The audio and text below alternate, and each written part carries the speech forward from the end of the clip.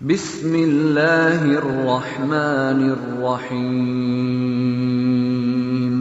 من الشيطان الرجيم بسم الله الرحمن الرحيم نحمده ونصلي على رسول الكريم أما بعد السلام عليكم ورحمة الله وبركاته.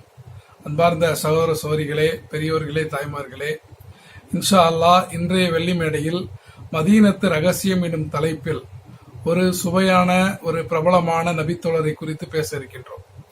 அன்பார்ந்த சகோதர சகோதரிகளே, அல்லாஹ்வுடைய தூதர் ஸல்லல்லாஹு அலைஹி வஸல்லம் அவர்களுக்கு பிடித்தமானவர்கள் அன்சார்களும் முஹாஜிர்களும்.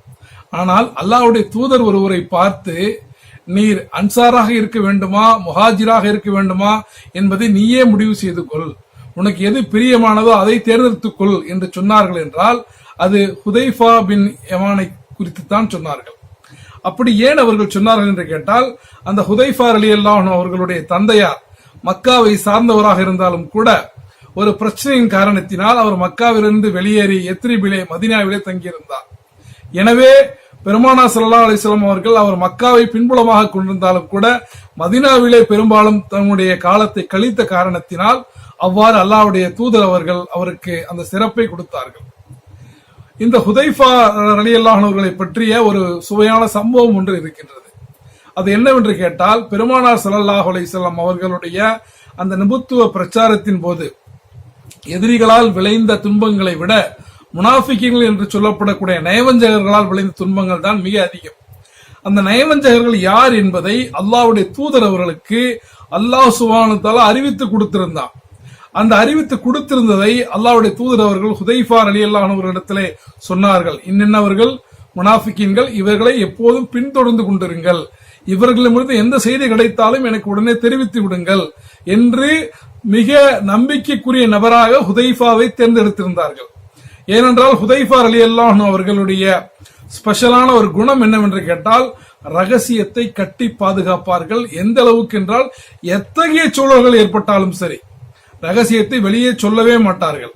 அப்படிப்பட்ட மிக சிறந்த நபராக ஹுதைஃபா ரலியல்லாஹு அன்ஹு இருந்த காரணத்தினால் முனாஃபிகீன்களுடைய பட்டியலை அல்லாஹ்வுடைய தூதர் அவர்கள் கொடுத்திருந்தார்கள்.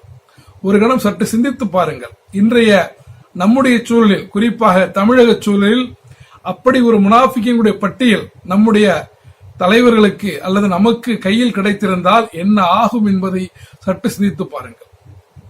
எதுவும் தெரியாத போதே நாம் பிறரை முனாஃபிகீன்கள் என்று புழுதி வாரி துற்றிக் கொண்டிருக்கிறோம். இந்த சூழ்நிலையில் அல்லாஹ்வுடைய தூதர் அவர்கள் அவருக்கு அந்த கொடுத்திருந்த பட்டியலை அவர்களுடைய இறுதி காலம் வரைக்கும் அவர்கள் வெளியே சொல்லாமல் கட்டி பாதுகாத்தார்கள். எந்த அளவுக்கு என்றால், அல்லாஹ்வுடைய தூதர் வஃபாத்தான பிறகு அபூபக்கர் ரலியல்லாஹு தஆலா அவருடைய கிலாஃபத்தின் போதும் சரி, உமர் ரலியல்லாஹு அன்ஹு அவருடைய கிலாஃபத்தின் போதும் சரி, அந்த பட்டியலில் இருந்தவர்கள் யார் என்பதை தெரிவிக்க அவர்கள் உறுதியாக மறுத்து விட்டார்கள்.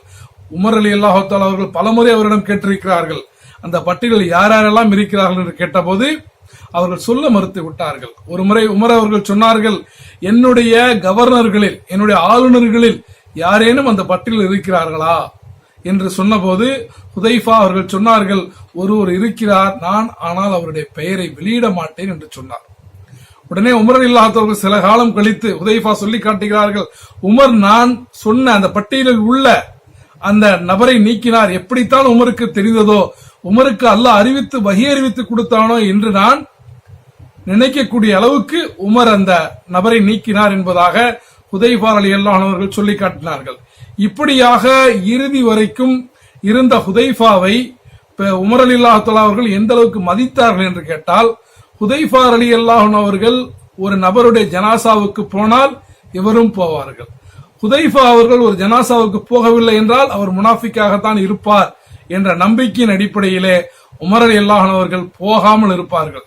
இப்படியாக இறுதி வரைக்கும் மதீனத்து ரகசியமாக ஒட்டுமொத்த ரகசியத்தையும் தன்னுள் காத்த அந்த ஹுதைஃபா ரலியல்லாஹு அன்ஹு அவர்களிடத்திலே சையதுனா உமர் ரலியல்லாஹு தஆலா அவர்கள் தன்னுடைய மரணப்படுக்கையின் போது அந்த ஹுதைஃபாவை கூப்பிட்டு கேட்டார்கள், ஹுதைஃபாவே, இப்போது சொல்லுங்கள், அந்த பட்டியலில் யார் யாரெல்லாம் இருக்கிறார்கள் என்ற பட்டியல் எனக்கு தேவையில்லை, அந்த பட்டியலில் நான் இருக்கிறேனா என்பதாக அல்லாஹ்வுடைய தூதரால் ஷஹீத் என்று பாராட்டப்பட்ட உமர் இந்த தெருவில் வந்தால் ஷைத்தான் அந்த தெருவில் ஓடுவான் என்று சொன்னார்களே, அந்த உமர் ரலியல்லாஹு அன்ஹு அவர்கள் அழுது கொண்டு சொன்னார்கள், அந்த பட்டியலில் என்னுடைய பெயர் இருக்கிறதா சிந்தித்து பார்க்க வேண்டும்.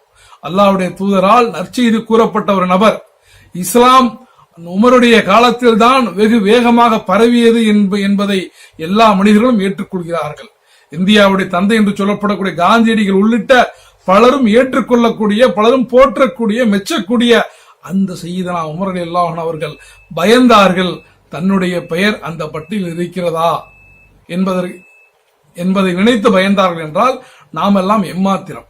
நாம் எல்லாம் இன்றைக்கு பிறரை முனாஃபிகள் என்று புழுதி வாரி தூற்றுவதை விடுத்துவிட்டு நாம் செய்தவைகளை குறித்து நாம் அச்சப்படக்கூடிய மக்களாக, அல்லாஹ்விடத்திலே தௌபா செய்து கொள்ளக்கூடிய மக்களாக, நம்முடைய மறுமையை குறித்து சிந்தித்து அதற்காக ஆயத்தப்படுத்திக் கொள்ளக்கூடிய மக்களாக மாறுவதற்கு எல்லாம் வல்ல அல்லாஹ் நம் அனைவருக்கும் தௌஃபீக் செய்வானாக என்று கூறியவனாக இந்த உரையை நிறைவு செய்கிறேன். வாஹிதவான அல்ஹம்துலில்லாஹி ரப்பில் ஆலமீன். அஸ்ஸலாமு அலைக்கும் வரஹ்மத்துல்லாஹி வபரகாத்துஹு.